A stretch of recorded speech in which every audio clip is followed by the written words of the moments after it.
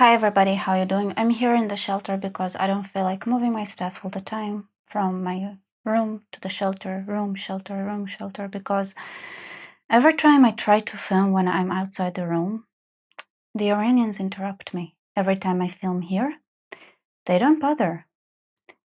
Why are they? Anyway, this is why they deserve to go somewhere else. A new regime. I want a new regime, a regime that doesn't interrupt my filming. Now, you can say a lot of things like, Rebecca, you live in Israel. I don't know what that was the last time you checked Israel in a map, but Israel is a tiny country. Iran is huge. So what makes you think that you can do anything to change a regime in Iran? And how do you even convince your country to do so? And of course, if it wasn't already happening, then I wouldn't be sitting in a shelter anyway. Yeah. But is it a regime change that was happening? So the claim in the beginning was that we just want to remove Iran's capabilities because they're going to annihilate us if they could, because they're lunatics. There are many, many indications that prove that they are indeed lunatics, but, just take it as is right now. Just please accept it as truth, because I'll talk about the Iranian regime and how they can fight against the change that Israel is trying to bring about ever since they had retaliated and sent ballistic missiles towards Israel.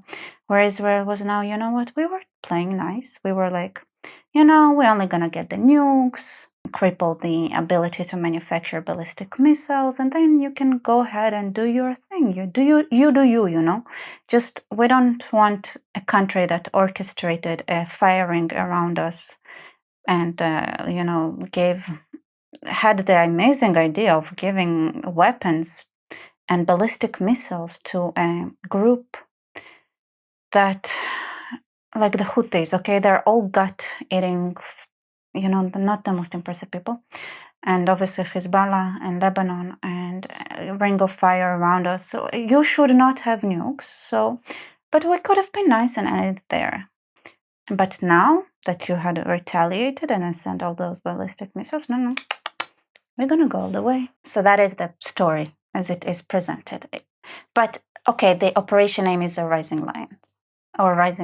And I don't know if you saw, but the Iranian flag before the revolution was a lion with a rising sun behind it, which kind of gives the impression that the idea that the regime change would happen was there to begin with.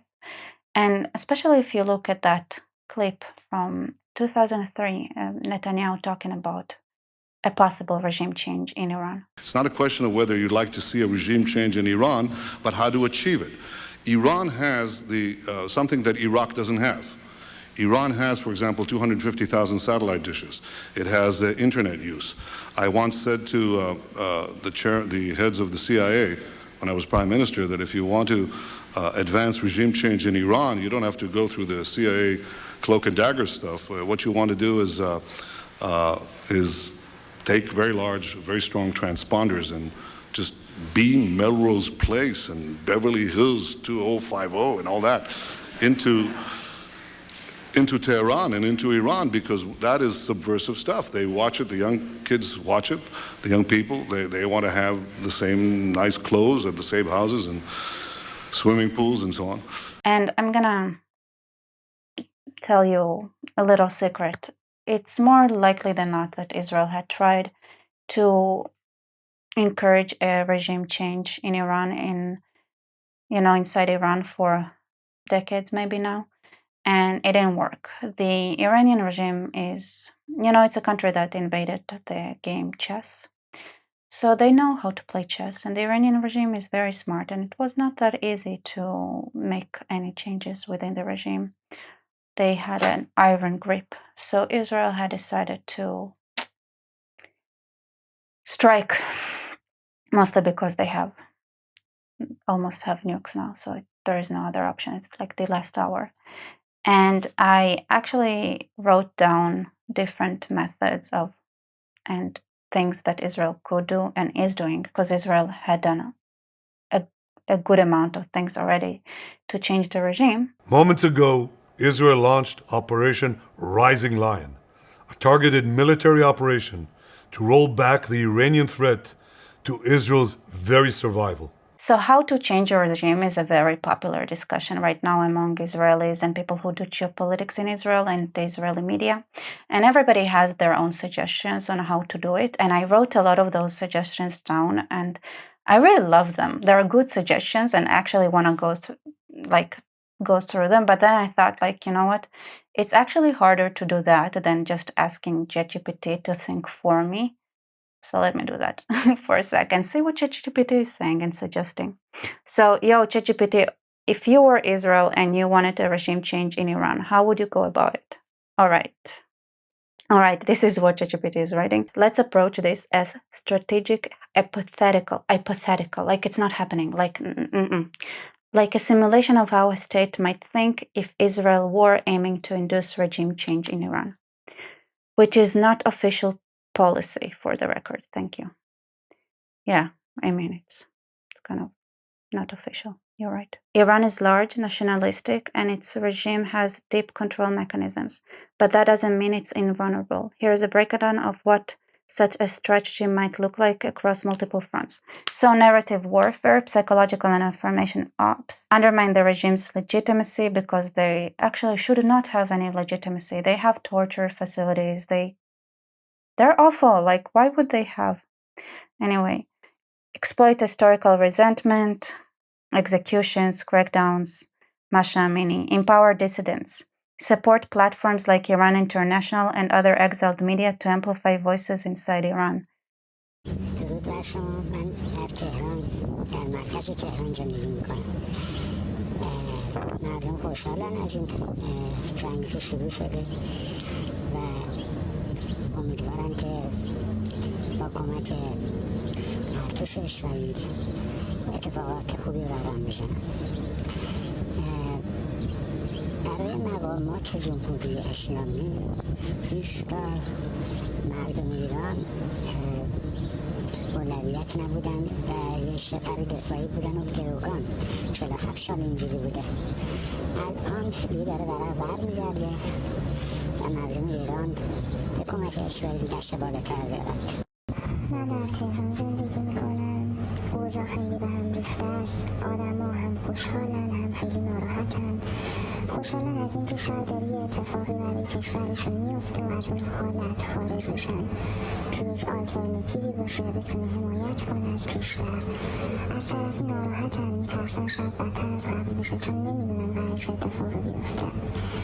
اما میشه گفت خیلی خوشحالن به خاطر اتفاقاتی که تو این چند وقت افتاده و خیلی از آدم ها به سزای علمی که باید میرسیدن تو این چند سال آدمای عادی رو همه رو کشتن به خاطر یک تظاهرات.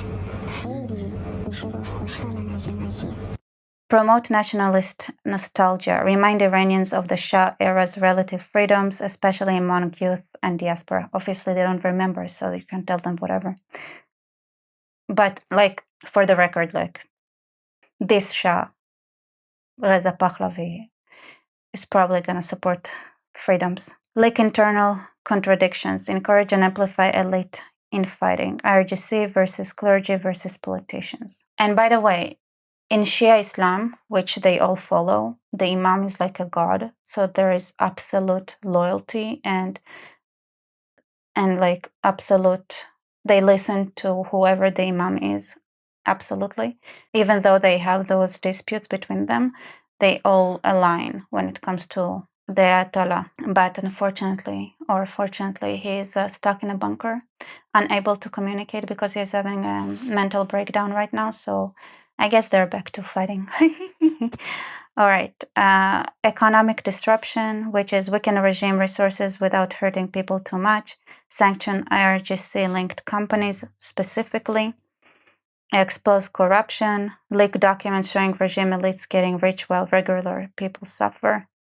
Cryptocurrency backdoors, fund underground trade and opposition via hard-to-trace digital rice. Cyber operations. Next. Target surveillance tech. I didn't even know anything about it in Iran. Is there much of surveillance tech in Iran? And was it targeted? infiltrate and leak internal documents, IRGC memo, nuclear program details, which this is something, if you guys remember, this famous room of documents that were smuggled out of Iran, just talking about the nuclear program that Netanyahu presented. That was huge. Create safe communications, provide VPNs and mesh networks. So basically the Starlink, they've been smuggling, the Starlink stations to Iran for some time, and then Elon Musk turned it on when the time was right. You see, they were prepared to supply internet as well. I actually think it's interesting that the one cyber operation that is very famous is, of course, the Stuxnet worm that ruined a lot of centrifuges in Iran as well. This is another very cool cyber operation that covert actions, black ops, goal, destabilize regime capabilities, not just figureheads. Assassinate key scientists or commanders when they become strategic threats, as has already happened. Yes, so Iranian nuclear scientists had been assassinated for years now. Sabotage key facilities like nuclear sites, missile bases, oil refineries, crippling regime pride and power. Yes, a lot of what's happening right now when people see how exposed the regime is with all the strikes, it's pretty impressive. Yeah, so it exposes the weakness of the regime, and when something is weak, the hyenas start sniffing them out. Arm local dissidents groups, especially Baluchistan, Kurdish regions, Ahvaz, Arabs, and even Azeri areas if useful.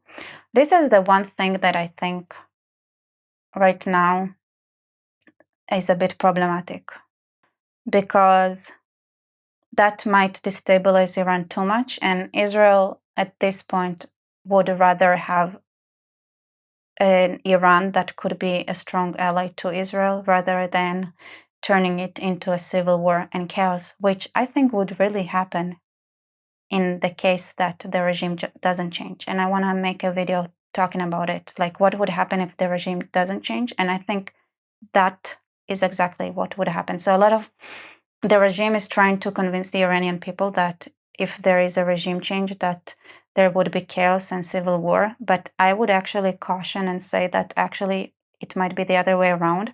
If there isn't a regime change, if different groups inside Iran will not see change and hope for the future, then it's more likely than not that the civil war would happen, especially since the regime doesn't look as strong as it used to.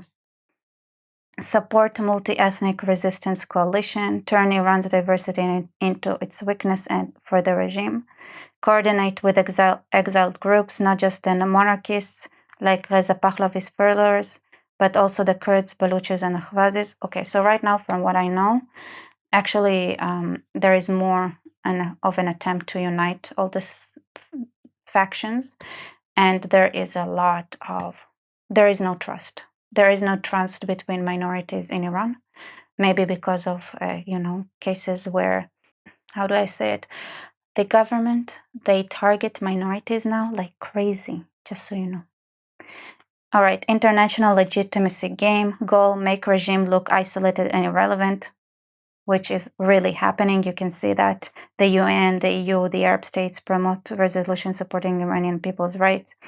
I mean, they don't do that. You cannot trust any of them with human rights at all.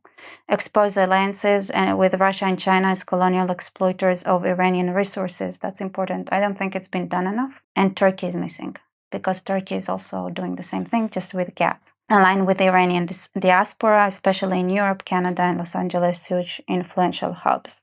Cultural undermining, collapse ideological control through lifestyle war. Smuggle Western Israeli content, music, shows, tech, ideas, normalize freedom and joy. Promote feminist icons. Highlight hypocrisies, highlight hypocrisies. Mullahs with iPhones, private brothels. By the way, rich kids in Tehran, they do whatever they want, right? They don't have the same restrictions on them. And a lot of them are not even Iran. A lot of them are outside of Iran. They live all over the Western world. Patience and denial. stay below the war threshold, never take credit. Okay, we already started a war. Like, seriously, ChatGPT sweetheart, we are definitely past the point of patience and denial and not being at work or not taking credit. Everything is already out in the open. So now we need to have a regime change. Oh, look at that, ChatGPT answered. Got it, sweetheart, gloves off. Phase 1, internal detonation. Light the fuse, uprising coordination, urban and ethnic. Again, it goes with the ethnic part. Real-time media blitz. That's really cool how they took over the media, isn't it?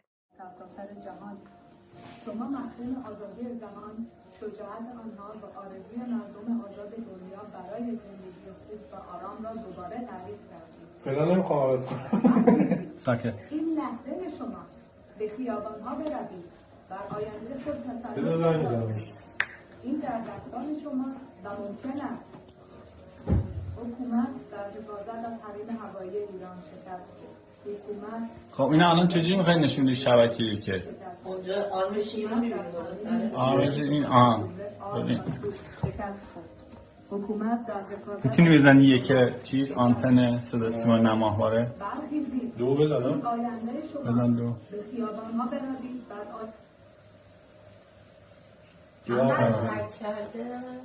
آره تونستم جمع کنم نه دیگه اون بالاش چیزه شیره نگاه توشه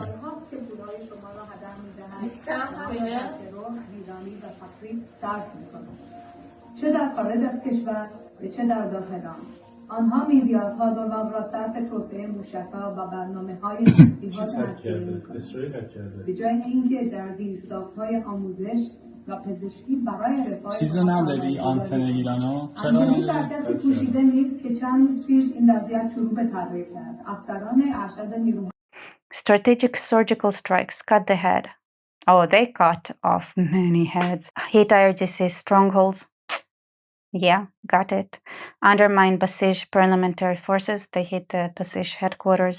The Basij are like the voluntary maniacal sociopaths that just want to attack and hurt people down the streets in Iran, and they do it voluntarily. But you know, the regime doesn't care about trial that much, so they have those psychopaths turn the military bribe or flip mid-level officers, offer amnesty, asylum, or position in a post-regime military. That's happening a lot. You can see a lot of messaging calling for people to change their alliance. Phase 3, geopolitical squeeze, isolate and replace. Regional alignments, unify Saudi, Gulf, Azerbaijan, and maybe even Turkish interest under anti-IRGC banner. Green light Azeri incursion into Iranian Azerbaijan to open northern front and split the intention. Again, a bit too... This is what would happen if the regime doesn't change. I feel like that's probably where it would go. Frame this as liberation, not a war. Well, it is liberation. It should be liberation. Ideally, it would be liberation. Phase 4, post-regime control. Don't let it burn. Okay, so that is something I want to talk about in a different video. Is apparently changing a regime is not as hard as making it a country great again. So this is something to definitely to take into account. And yeah, so this is something I'm gonna do in a different video. But now I want to actually talk about other methods that were suggested by different Israeli channels. One of them is something that it didn't mention that others had is, first of all, I want to say when it comes to regime change, you also need to maybe consider that it's been planned for so long that there are probably Iranian Mossad agents or people who cooperate with Israel for a while now everywhere. So it is more likely than not that a lot of the ground operations that were happening and we see that happened in Iran were conducted by Iranians who oppose the regime. And I wouldn't be surprised that if there are elements inside the regime who are just looking and waiting for the right time to reveal that they are actually part of the transition government and they're not. Their loyalty was never to the Iranian Islamic Republic. And I think the more it would be clear that the Islamic regime is losing its grip, there might be even more people who would join in and try to make a transitional government happen. And there are a lot of difficulties they're going to have to face, and I'm going to talk about it in a different video. Those are all great suggestions. It's just that it doesn't go all the way. It doesn't all go all the way in the sense that, okay, we did all of that, but you still like, okay, what's the final steps? So here is a suggestion. Here is one way to do it. First of all, take over Tehran. You don't need to take over the whole country. If it's anything like the USSR was, and I think Russia still is, a one-city state. Yeah, it's a huge country for one city. That city is Moscow, maybe a little bit of St. Petersburg. So everything would trickle into Moscow and then trickle into and then be redistributed from Moscow. So if Iran is anything similar to what Russia was, taking over Tehran would be symbolically like taking over the whole country. And even if not, just taking over Tehran and then projecting and maybe, just dropping some soldiers in Tehran, not too many, taking over, cleaning up, making it secure, and then, setting up, just bringing a huge red carpet. And then they already kind of took over the Iranian media, and then you broadcast it all over Iran, and you show the Shah returning to Iran, and congratulations, we took over Tehran, and now the regime is changed. And everybody else would be like, what? And then you just convince the international community, which looks like they would gladly cooperate with the idea, just like they did with Giuliani. Giuliani also barely controls Damascus, and yet it's comfortable to pretend that he's the one that's controlling Syria. They're probably gonna do the same with the Reza Pahlavi, which is the number one candidate to be this person. There is no real opposition inside Iran, so the only figure and the only leader that could play that role right now is Reza Pahlavi, and it would be a moment of reversal, because France flew in Khomeini back in 1979 when they had the revolution, and this is how Khomeini took over Iran. And now we're gonna fix that wrong and bring over Reza Pahlavi, who would probably just establish a transitional government. There are already plans for I heard his supporters saying that it's all ready to go and it's gonna be great and it's all integrated. And you know what? I feel like it might be more true than not. And so, they're going to be a big red carpet, and it will be all over TV, and the rest of the world will be like, yeah, that's the head of the state now. We recognize it. And if you want to do business as Iran, it's going to be through Reza Pahlavi. And the regime changed, but now we have to rebuild Iran. And that's going to be in a different video. Well, thank you all for watching. Like, comment, subscribe. And if you guys want to support me and donate to this channel, that would help me very much. There are links below: PayPal, Buy Me Coffee, Patreon, and there is also an option for super thanks here in the comments. So thank you all for watching, and see you later. Hey, there is something I want to add, especially now that it's not clear how the transition will be handled. So in the regime change, the transition part is extremely important. There is knowledge that needs to be passed on.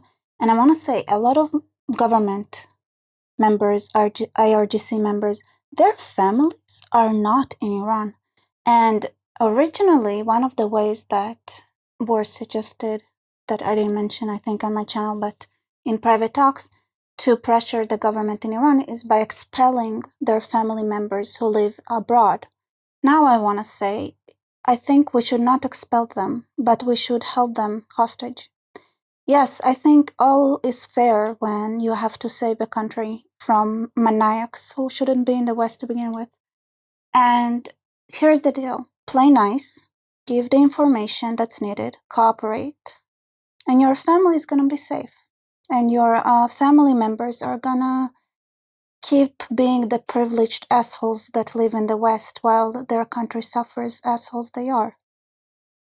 And to do that, you have to cooperate with those forces who want to rebuild Iran.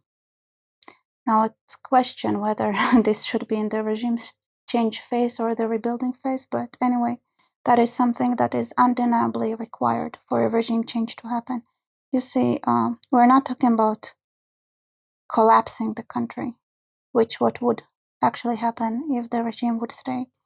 We're talking about a regime change, meaning a transitional government that would operate to make Iran better. This is what we're aiming for. All right, back to my original point that, this is actually one of my original points. I just forgot to mention it. All right, the rest of it I'm gonna put in there, how to rebuild Iran. See ya.